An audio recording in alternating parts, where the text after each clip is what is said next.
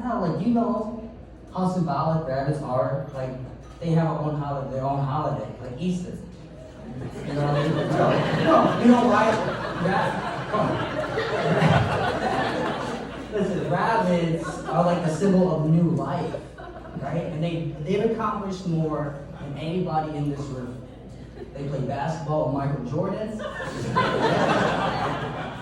And Michael Jordan's daughter, LeBron James.